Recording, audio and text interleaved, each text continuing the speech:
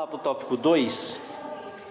O tópico 2 vai falar um mistério revelado no Novo Testamento. Subtópico 1, revelado aos apóstolos e profetas. Subtópico 2, o mistério oculto revelado. E subtópico 3, a magnitude do mistério. Amém. Subtópico 1, então. Diz assim, no finalzinho do primeiro parágrafo. Paulo deixa claro que não recebeu seu apostolado de homem algum, que a doutrina que ensinava não aprendeu com nenhum homem, e que ao ser enviado aos gentios não consultou homem algum. Um pouco mais abaixo ele diz: o apóstolo assegura ainda que o mistério oculto foi revelado pelo Espírito de Deus a ele e aos demais apóstolos e profetas. Ele indica que o mistério divino não poderia ser desvendado por meio de raciocínio intelectual. Portanto, o apóstolo enfatiza que o mistério foi dado a conhecer por meio da revelação divina e não por sabedoria humana. Então vejam, aqui esse mistério ele estava guardado em Deus e somente, né?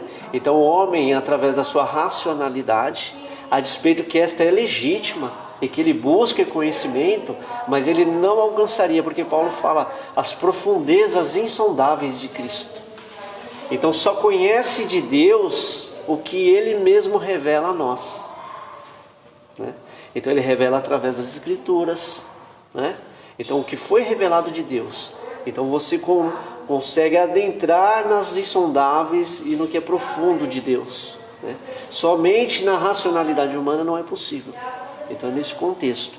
Então veja, Pedro viveu com Jesus e ele não compreendeu essa questão da inserção dos gentios, não é? Então nós vimos isso, eu separei o texto aqui, ó, lá em Atos, capítulo 11, versos 4 ao 17. É o episódio então da casa de Cornélio, né? Então veja, ele não compreendeu, precisou ser revelado através do Espírito. Então diz o texto assim: Pedro começou a fazer uma exposição por ordem, dizendo: estando eu orando na cidade de Jope, tive num arrebatamento dos sentidos uma visão.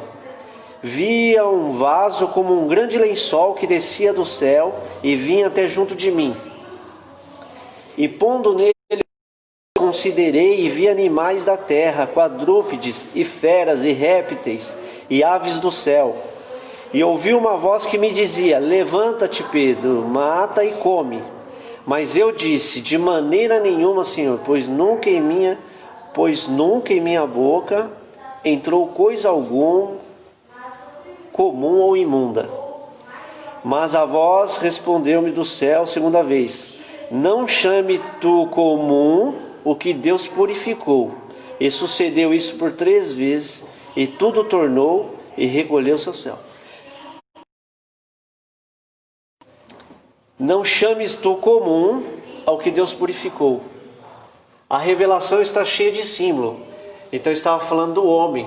Não chame o homem de imundo a quem Cristo purificou. Estava no contexto dos animais, né? No contexto que eles não comiam aqueles animais, né? Era um cerimonial judaico. Mas aqui a revelação é a respeito do homem. Não chame o homem de imundo, aquele que eu purifiquei. Cristo morreu por todos os homens, né? Então não chames tu de imundo aquele que foi purificado. Então sendo revelado aqui a Pedro que os gentios estavam sendo, seria chamado mais de imundo, né? Desde que esteja em Cristo nosso Senhor Jesus Cristo. Ok? Então vejam só a profundidade do mistério aqui nessa passagem, tá? Foram revelados a Pedro. Depois no final aqui da passagem ele diz: e quando eu comecei a falar, caiu sobre eles o Espírito Santo, como também sobre nós ao princípio. E lembrei-me do dito do Senhor quando disse: João certamente batizou com água, mas vós sereis batizados com o Espírito Santo. Portanto, se Deus lhe deu o mesmo dom que a nós, quando havemos crido, nosso Senhor Jesus Cristo, quem era então eu para que pudesse resistir a Deus? Vejam só. Então Pedro entendeu, né? Quem sou eu para resistir a Deus? Se ele diz agora que os homens não podem ser considerados imundos, né? Mas veja, toda essa visão é uma visão cristocêntrica. É nele, tão somente nele, através de Cristo. Então, este é o mistério sendo revelado, tá, irmãos? Então, por quê? Os judeus chamavam os gentios de cães, né? Eles não se misturavam. Então eles tinham algo de um povo especial. Mas na verdade eles foram separados para levar a mensagem aos gentios. Eles não compreenderam isso, tá? Então fica aqui. Vamos lá. Outra passagem que eu separei. Lá em Gênesis, capítulo 12, verso 1 ao 3. O Senhor disse a Abraão: terra da tua parentela, da casa de teu pai, para a terra que eu te mostrarei. E far-te-ei uma grande nação, e abençoar-te-ei, e engrandecerei o seu nome, e tu serás uma bênção. E abençoarei os que te abençoarem, e amaldiçoarei os que te amaldiçoarem. Em ti serão benditas todas as famílias da terra. Então veja, a promulgação de uma bênção especial aos gentios, né? Então aqui a gente pode retornar àqueles textos de Gálatas, né? Então foi promovido um primeiro evangelho a Abraão a respeito dessas coisas, né? Mas estava guardado em Deus esse segredo, né? E não foi compreendido, porque foi revelado pelo Espírito Santo aos apóstolos e profetas no Novo Testamento, com o advento do nosso Senhor Jesus Cristo. Amém, irmãos? Muito importante isso aqui, né? Vamos ver o segundo subtópico, o mistério oculto revelado. Então no último parágrafo ele diz: por fim, o anúncio dessas dádivas do mistério revelado recai sobre a responsabilidade da igreja, para que a multiforme sabedoria de Deus se torne conhecida. Então, a expressão aqui, de novo, de Paulo, né? A multiforme sabedoria de Deus se torne conhecida. Através de quê? Da igreja. É a extensão mística do corpo do Cristo. Então, a igreja é a extensão da obra salvífica, irmãos. Vejam só. Então nós vamos fazer uma definição da igreja aqui, né? Que dois aspectos da igreja: a igreja triunfante e a igreja militante.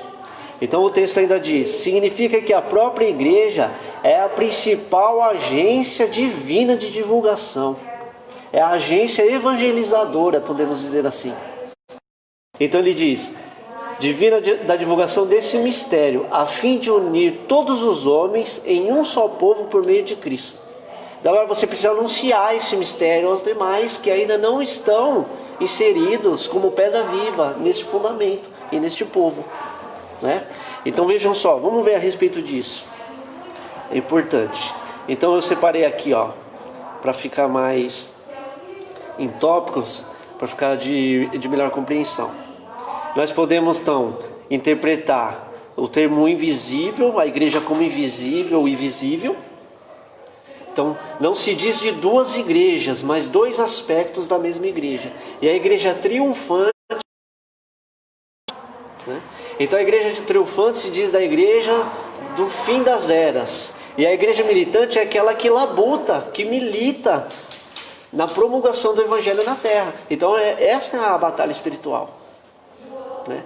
Então ela é a agência evangelizadora, ela está envolvida e precisa anunciar esse mistério aos demais, para que façam parte deste povo, tá? Essa é uma obrigação da igreja, é uma ordenança da igreja, é a missão da igreja.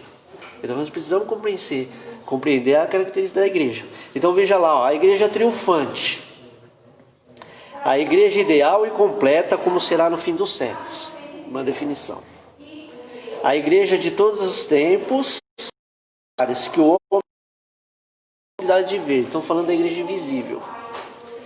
Esta igreja é dita invisível porque é essencialmente espiritual. E em sua essência espiritual não a pode discernir o olho humano.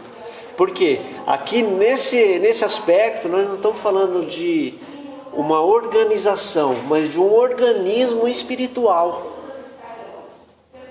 né? Então se diz porque o olho humano não a pode discernir. Mas acontece que esse organismo espiritual se exterioriza, formando a igreja visível. Isso é um aspecto importante. Vamos ver. Naturalmente, a igreja invisível assume a forma visível. Assume necessariamente forma visível numa organização externa, agora sim, por meio da qual se expressa. Então agora a igreja se expressa o evangelho, né? Essa é a forma visível da igreja. Essa é a igreja militante, né? Então a igreja invisível é a igreja triunfante, a igreja visível é a igreja militante. Não são duas igrejas, mas aspectos de uma mesma igreja, tá, irmãos? Então a igreja invisível como organismo espiritual que se exterioriza na sua função aqui na terra, promover o evangelho, tá? E ainda promovendo o grande mistério que foi revelado.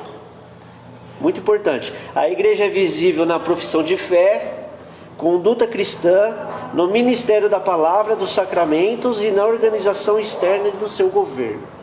Essa é a instituição igreja, mas ela é proveniente da igreja invisível, um organismo vivo no qual o cabeça é Cristo. Vejam só, isso é muito profundo e interessante, né, irmãos? Então, os irmãos que tiverem interesse, temos a FAESP, Faculdade de Teologia. Nós, inclusive, estudamos a doutrina da igreja por agora, e a gente pode nos aprofundar bastante neste ponto aí, tá? Vamos lá, vamos continuar aqui. O subtópico 3, a magnitude do mistério. O comentarista então diz: da formação de um só povo, sem distinção de pessoas, etnia ou classe social, mas em Cristo e por Cristo, todos são um e participantes da promessa. Tá? Então esse é o mistério da unidade, né? Não, diante de Deus não há mais etnias, raças, povos, homem, mulher, pobre, rico. Há uma unidade nessa universalidade, né? Então veja, isso é realmente mistério revelado de Deus, tá? Então vamos ver, qual a magnitude, irmãos, isso aqui é muito profundo, a magnitude do mistério. Se diz então, de tornar a congregar em Cristo todas as coisas. Essa é a potência do mistério. Vamos ver, Efésios capítulo 1, verso 9 e 10, acompanha aí. Descobrindo-nos o mistério da sua vontade, segundo o seu beneplácito que propuser em si mesmo. Deixa eu fazer uma pausa aqui. Então, essa expressão beneplácito se diz da autoridade régia de um juiz, segundo a autorização da sua vontade. Essa é a expressão beneplácito. É uma autoridade prevista ou uma autoridade régia, tá? Então, segundo a autorização da sua vontade, ele decidiu reconciliar em Cristo. Vejam só, foi autorizado isso. Vamos ler de novo. Descobrindo-nos o mistério da sua vontade, segundo o beneplácito que propuser em si mesmo. Segundo a autorização da sua vontade que propôs em si mesmo. De tornar a congregar em Cristo todas as coisas, na dispensação da plenitude dos tempos, tanto as que estão nos céus, como as que estão na terra. Amém? Então vejam só, congregar todas as coisas. Aqui se diz da criação e criatura, né? Porque Paulo fala que toda a criação geme aguardando a criação. Se diz da criação, toda a criação. Criação e criatura, né? Todas as coisas. Então o beneplácito, a sua vontade autorizou fazer isso, tá, irmãos? Então essa é a magnitude do mistério. Outra passagem, uma harmonia que foi destruída no Éden, né? Então por que congregar novamente? Porque na criação com Adão e Eva ali havia essa unidade, ela foi quebrada. Ela foi quebrada, vamos ver. Gênesis capítulo 3, verso 6. Diz: e viu a mulher que aquela árvore era boa para se comer e agradável aos olhos, e árvore desejável para dar entendimento. Tomou do seu fruto e comeu, e deu também a seu marido, e ele comeu com ela.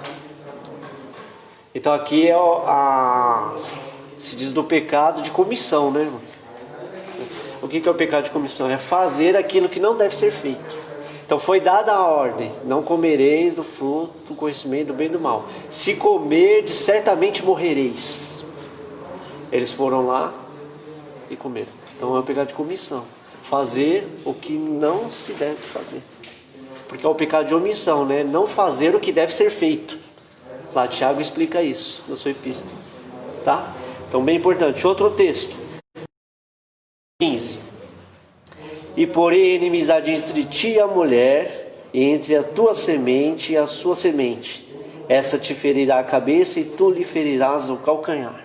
Então um proto-evangelho aqui, né? Já anunciando. Por que esse texto é importante?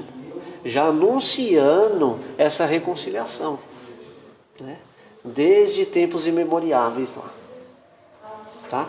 Então veja aí, característica importante. Vamos correr um pouquinho aqui que o tempo já está indo.